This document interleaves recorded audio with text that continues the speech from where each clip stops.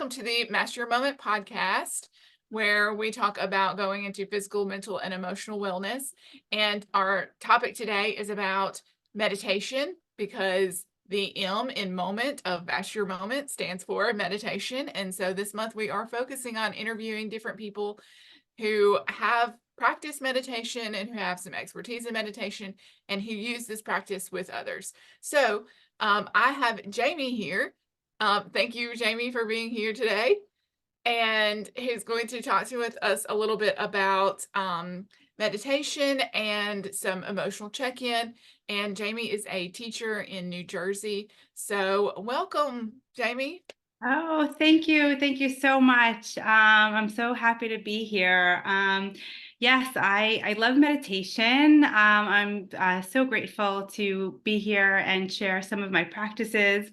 I live in New Jersey and I teach in New York. Oh, that's cool. I've been using, we don't necessarily call it meditation, we call it mindfulness, right? Yes. Mhm.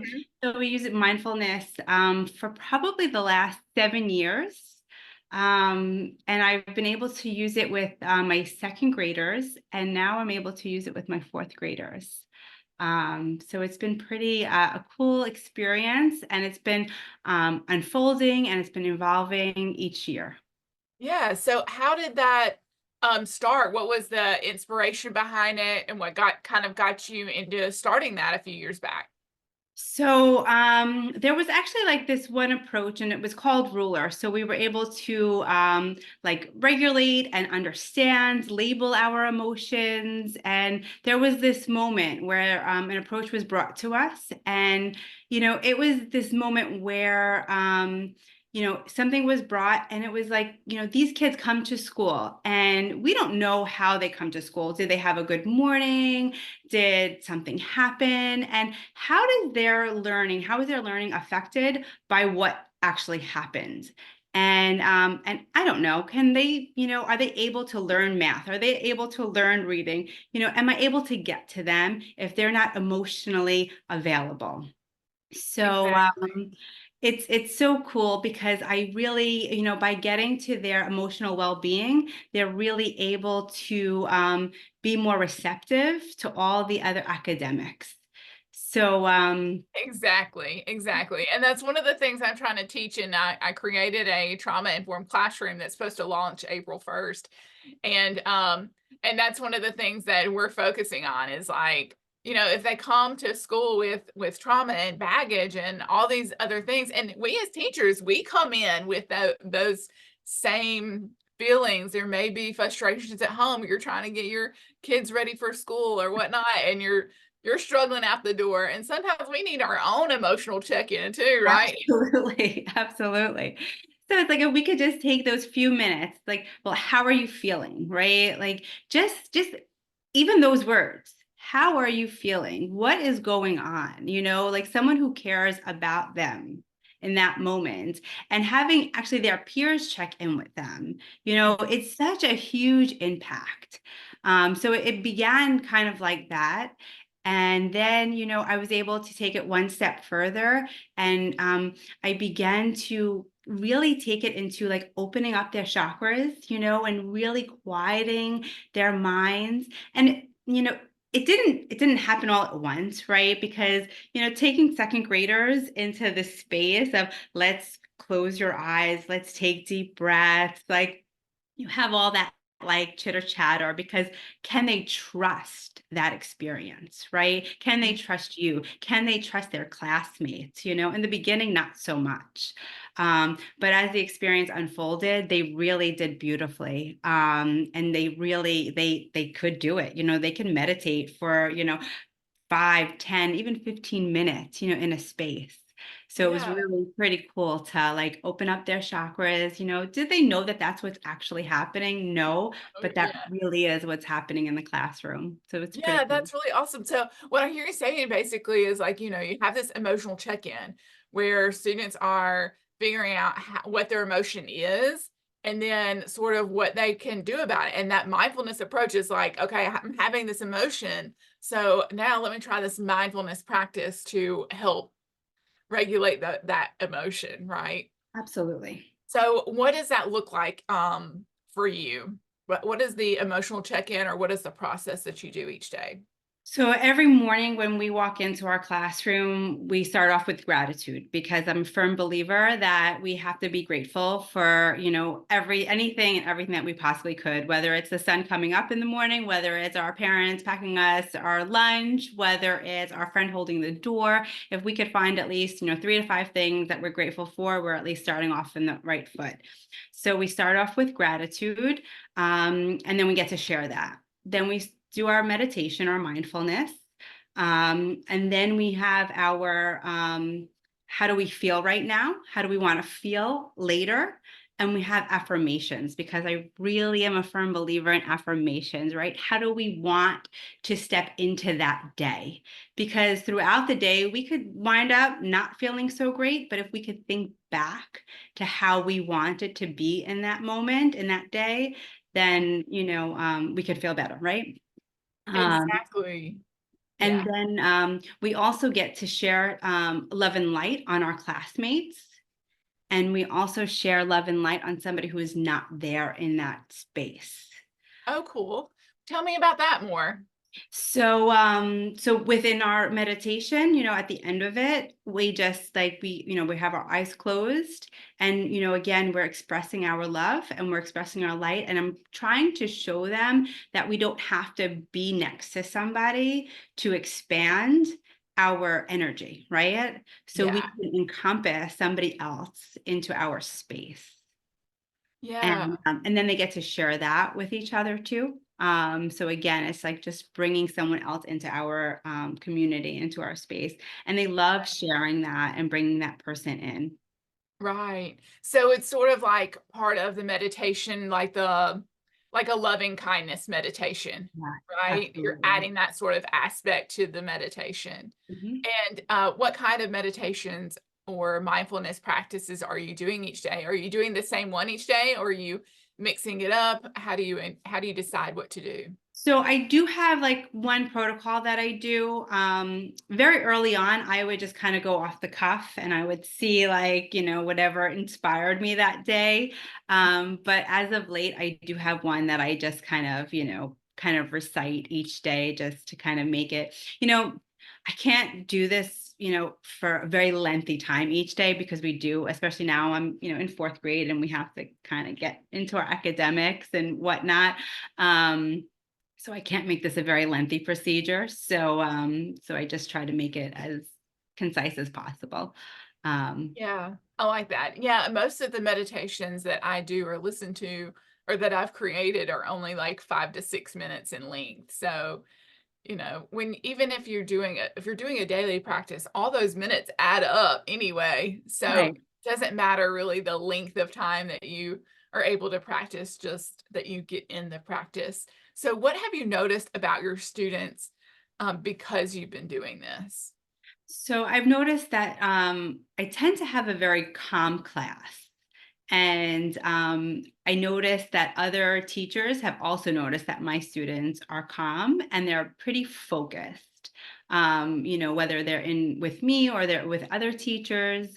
Um, and I think that's because of the practices that we do, whether they're with me or they're with someone else, or even if I'm absent for an extended period of time, they know the routines, they know our rituals, and they could do it with or without me.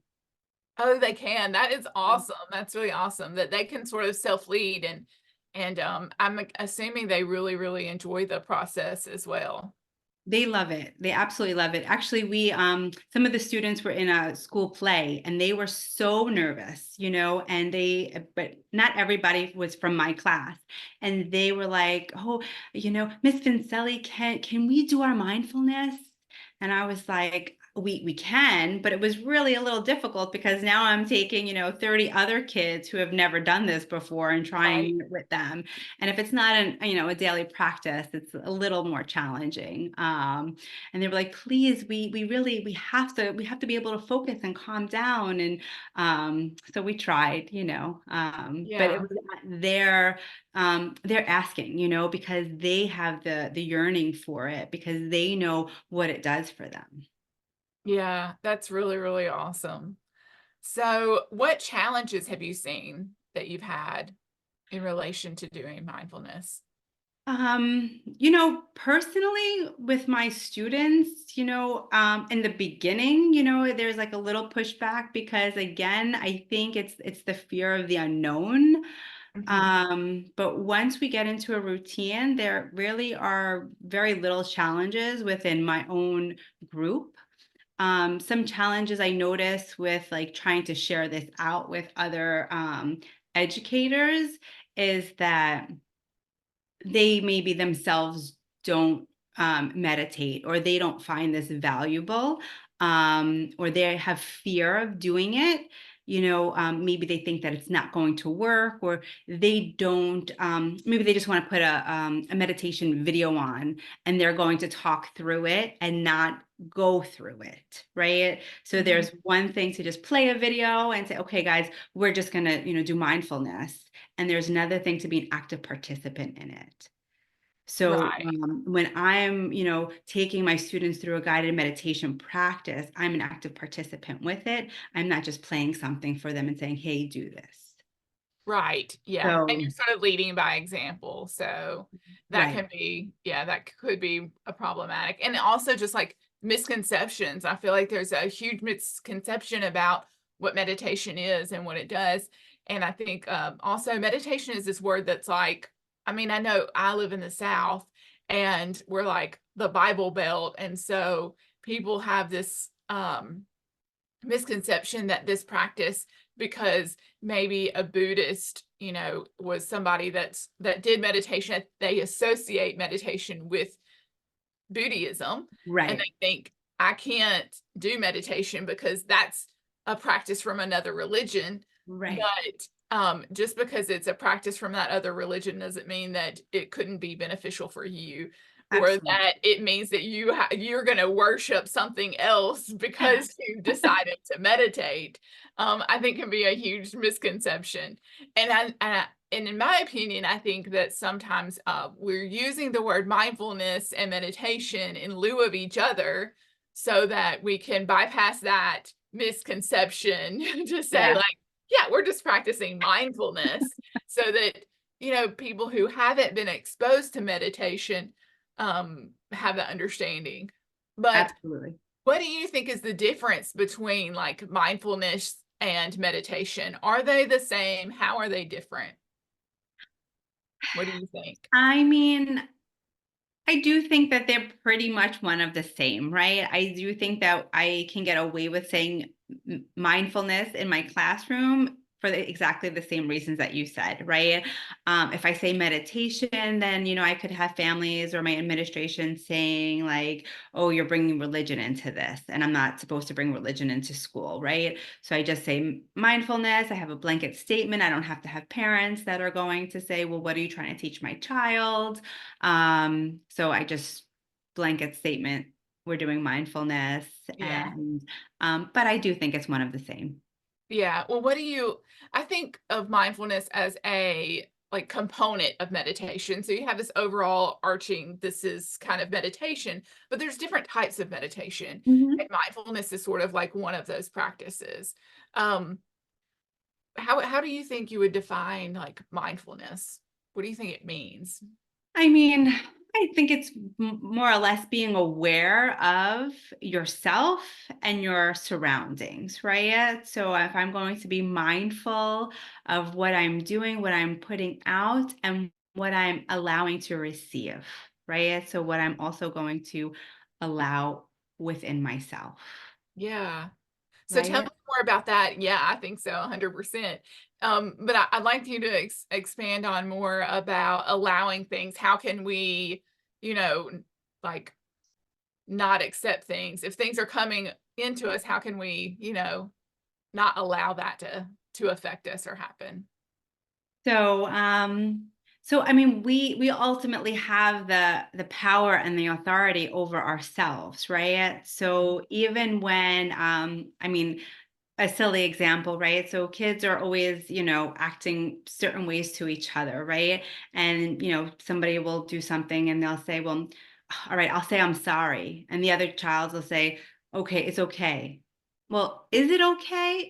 It doesn't have to be okay. You don't have to accept his apology. You're allowed to say, well, that's really not okay. Please don't do it again. Right.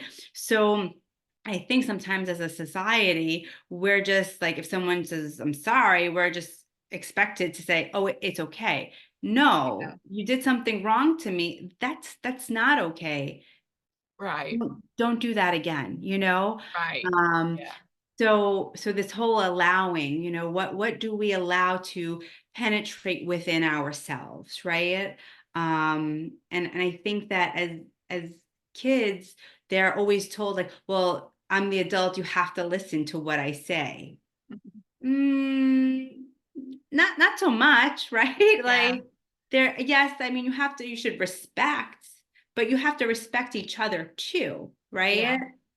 Um, Like an so awareness and a discernment about what what you want to happen and what you want to not enter in and right, affect you in a negative way. right.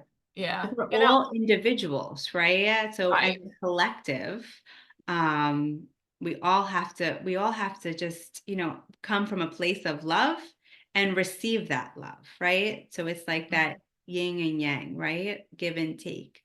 Yeah. Which I think again is part of that mindfulness, right? I love that. That's beautiful. Okay, so what strategies do you think that teachers can do to create meaning in a mindfulness routine? I mean, it could just be so simple, right? I mean, it's about your breath, right? It's just about, I mean, what I have written out is really just about like having your hands on your heart and your hands on your belly, like feeling that breath come in, feeling that breath go out. It doesn't have to be like something that is so huge. Um, and and really just taking those having your feet grounded, right? Just having those few minutes, giving yourself that time. Sometimes we come in and it's like we have like our feet down running. We don't take 5 minutes just to like sink into the ground and just be for Mhm. 5 minutes. Like I'm not asking for too much time here. But everybody's just in such a busy mentality that we're just Yeah. forgetting that we're just like, um, Yeah, we have to go, go, go all the time and be productive, and we got to do all the academics, and that's the push, push, push to do more and more and more. but if we're not emotionally stable, then we're not Yes, ready for the academics. exactly. Exactly. We're just not. So I That's say why I think it's so important too. so I say build in the routine, and that's why, the first thing I do is gratitude, then we do our mindfulness, then we do our affirmations, and then we're ready for the day. Like Yeah. that's it. It's like it's so simple. Yeah. Um, So I would say your biggest takeaway would be really to just say you're going to make it into routine, right? Like making mindfulness into routine. That's it. And another huge thing that I do as a teacher is every morning I say good morning to each of my students, right? So we have our list of kids, and I know that like some teachers might just, have their lists and just check off who's there or take their attendance that way. But for me, it's like that one-on-one connection to look at you in your eyes, say good morning, make that connection. It's huge. Like when I see somebody and I can actually like have that heart to heart, face to face, eye to eye connection, like it makes me feel important. So how important will it make a child? Yeah. Yeah. So like instead of just like calling out their name and them saying here, here, here, Yeah, you would just say good morning so and so, yeah, and maybe they would say good morning back, and then it's that absolutely. like little bit of connection Yes, that you make absolutely. that's saying something one on Yeah, one, because they probably don't experience that very much where the teacher is giving them total attention just for that split second. absolutely. Probably doesn't happen very often.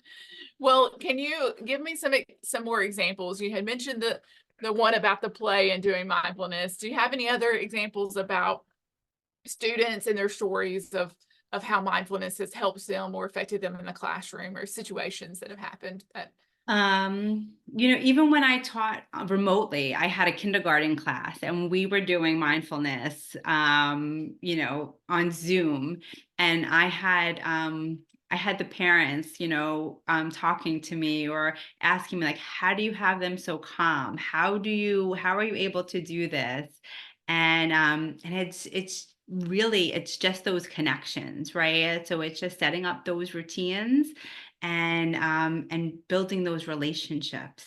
And you build those relationships by being as real and as authentic as you possibly could be, by showing them that you care, right? And I really believe that it's through our continual like breathing together, right? So it's having those heart to heart moments. So I've done it in kindergarten class. I've done it through my second grade classes where um, my second grade classes was smaller. So again, we were able to like have our love and light on each individual student. Fourth Mhm. grade, we have a bigger class. So we just like do it as like a collective.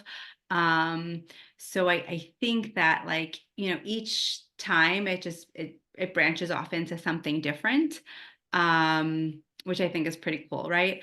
And each time is just it kind of molds into its own thing.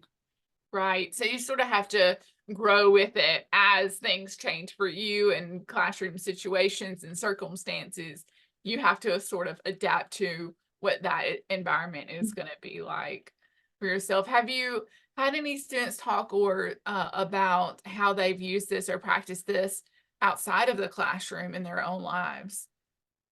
The kids always say like that it makes them more calm even at home or before a test. They know that, they're going to take their deep breath, so they're going to focus, and they want to use these strategies, like whether it's outside or even in another subject area. Like they know that this is something that they can use, like not just with me and not just when I ask them to. It's like they can just bring this with them for lifelong strategies. Yeah, that's really, really awesome. Um, what do you think about like the future of these practices? Do you think this is something that's going to be more incorporated in schools? Are there other teachers in your school that are practicing these things? I mean, I want to say I'm very hopeful. At one point, I was doing like grade-wide meditations in hope that it would branch off. And like if some other teachers saw that it wasn't really that difficult, that they would then adopt it into their classrooms. But again, I think, people think that they just have so much to do that this is just something else and they don't have the Right. time. Yeah. Um, but if they make the time for this, they will have so much more time for everything else. Yes. I Right? think yes, exactly. Because the problem is that they're not emotionally ready to learn. Yes. And if you're not dealing with that emotional stuff, then they're learning Yeah. that you are so obsessed with, I've got to do this, Yes. it's going to happen. Yes. Um, but how do you think that and I'm hopeful for it as well, but I think it's a lot about communication and being exposed to it and then seeing the difference it makes. So I think you're making a huge difference in your area if it's not, required by your principal to this is one more thing you have to do. And even if it's um something that the principals don't require, like I think that makes it more meaningful to the teacher. Like the students are going to see that, but when a teacher is required to do it and they haven't had that buy-in, then it's not going to be as effective either. So you really have to have like more and more teachers exposed and on board and see what that connection is. So you're going to be a true testament for other teachers seeing that connection of having that calm classroom, and they're going to come and say like, hey, how are your kids so calm? What do I Mhm. need to do to have that? Have you had that experience any yet? I mean, here and there, but Yeah. like, I don't know, they don't seem to make that connection, Yeah. Sometimes the administrators will say like, "Oh, your room is so calm and that room is not so calm, and why? And this is what you're doing and that's not happening over there." And it's like, "Well, yeah, like, yeah, this is what's happening here, you know?" Yeah. Yeah. But, you know, I know. That's one of the things I'm just like really, really passionate about is being able to spread that kind of awareness out into schools and with teachers so they can really see what kind of difference this can make in the classroom. So thank you so much for coming oh, on here today. Do you oh, have any last words, advice, messages? I just think that, I think everybody, if they could just, take a few minutes and, just take your hands, put it on your heart, put it on your belly, take a few deep breaths and breathe into your space and spread the Yeah. love and light that you can, and just take the risk, take the chance, and try it, and believe it for yourself. Yeah. And I think that happens when you practice it several times to really get the feel for it. Because, like you said, like the kids were probably a little bit resistant at first because they had never really done it. And just with anything that we do in life, that consistency plays a big, big role in it. Absolutely. So, yeah. Um, Okay. but thank you. All right. Thank you so much for being on here today. Oh, thank you so much.